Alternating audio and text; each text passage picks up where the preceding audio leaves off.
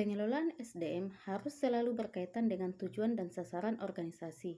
Dalam konteks ini, aktivitas dalam pengelolaan SDM harus mendukung misi utama organisasi.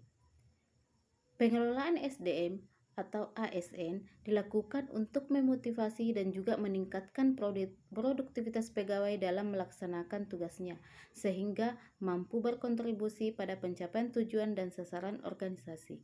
Organisasi membutuhkan pegawai yang jujur, kompeten, dan berdedikasi.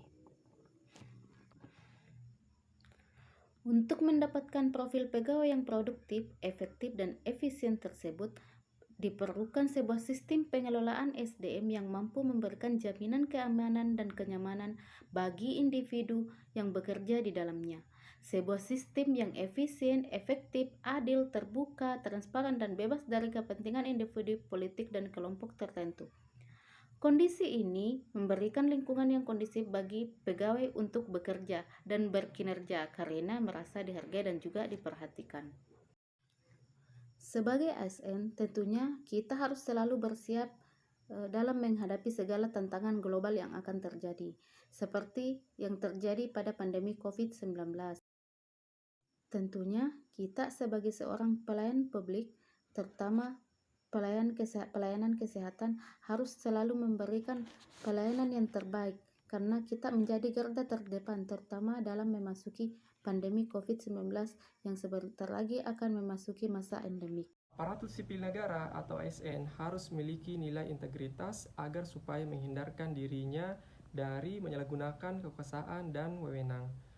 Nah, salah satu manajemen ASN yaitu adalah menciptakan ASN yang bebas dari praktek KKN.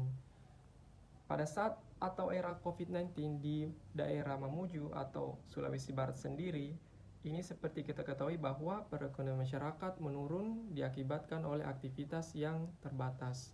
Nah, salah satu upaya pemerintah daerah yaitu adalah BLT atau bantuan langsung tunai. Nah, tapi hal ini tidak lepas dari praktik KKN.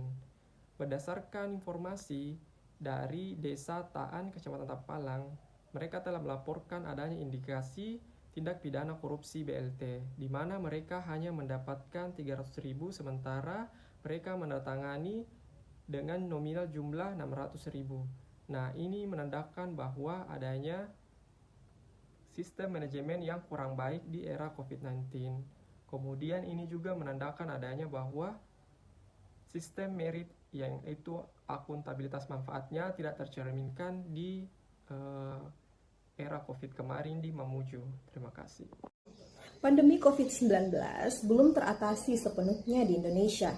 Oleh karena itu, pada bulan Juni 2020 lalu, pemerintah sudah menerapkan sistem hidup baru atau yang biasa disebut dengan era new normal. Artinya, kita diharapkan mampu hidup dan bekerja di era yang akan memasuki endemik COVID-19. Berbeda dengan tahun-tahun sebelumnya ketika COVID-19 baru masuk ke Indonesia, kita mulai menerapkan yang namanya work from home atau bekerja dari rumah. Hal ini tidak bisa dipungkiri membuat pekerjaan-pekerjaan kita khususnya ASN itu menjadi tidak efektif dan efisien. Mengapa demikian? Karena ada beberapa oknum yang malah menyalahgunakan hal-hal tersebut. Contohnya WFH tetapi pulang kampung atau justru dimanfaatkan untuk berlibur bersama keluarga di tengah pandemi COVID-19. Bukan malah bekerja secara efektif dan efisien, tetapi justru bisa menyebarkan COVID-19 lebih luas lagi. Setelah ditemukan vaksin COVID-19, masyarakat termasuk ASN di dalamnya diharapkan mampu hidup berdampingan dengan COVID-19. Karena kita akan memasuki suatu era yang dinamakan sebagai endemik COVID-19. Melalui sistem ini, ASN diharapkan mampu bekerja lebih profesional karena tidak lagi mengandalkan WFH tetapi bisa langsung masuk di kantor. Tetapi hal ini tentunya harus diimbangi dengan kepatuhan ASN terhadap protokol kesehatan dan juga pencegahan terhadap COVID-19. Pencegahan diantaranya yaitu mengikuti semua vaksin yang telah dianjurkan oleh pemerintah. Namun tidak bisa dipungkiri sampai saat ini masih ada ASN yang juga tidak menuntaskan atau tidak menunaikan vaksin COVID-19-nya. Tentunya, selain profesional dalam bekerja, hal ini juga terkait dengan profesional sebagai seorang ASN yang harus menjalankan kebijakan pemerintah.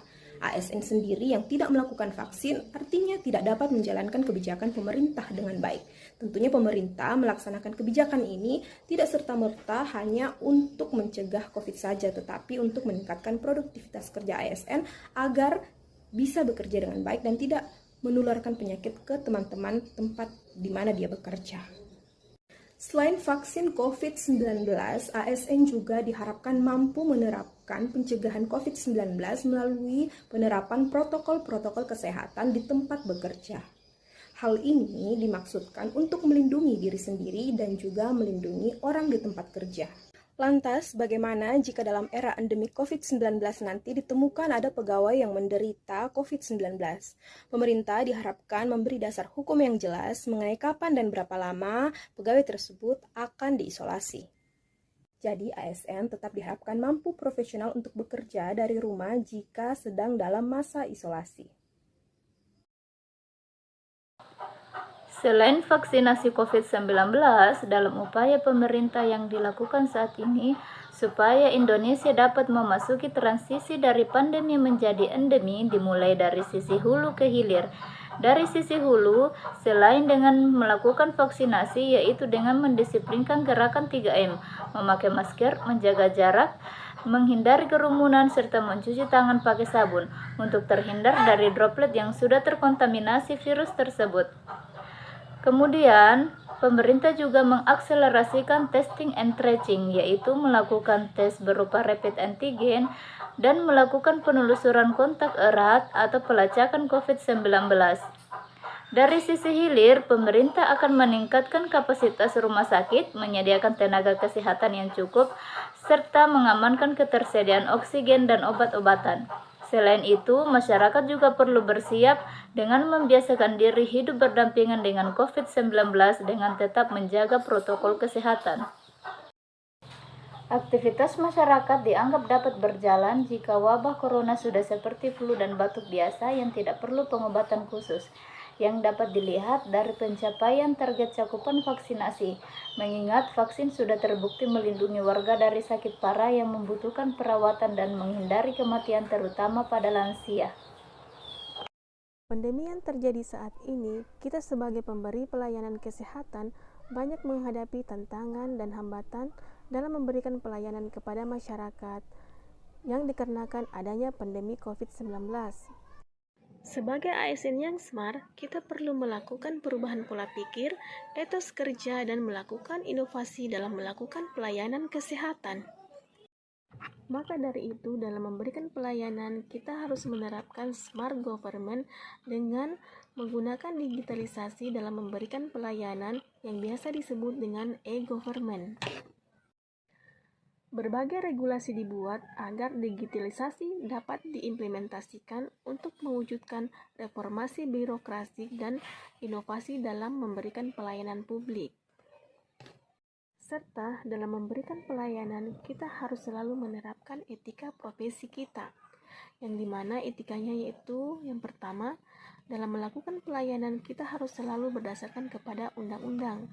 Kemudian, memegang teguh nilai dasar ASN dan menjaga reputasi integritas ASN, melayani dengan sikap sopan dan santun tanpa tekanan, melaksanakan tugas dengan jujur, bertanggung jawab, dan berintegrasi tinggi.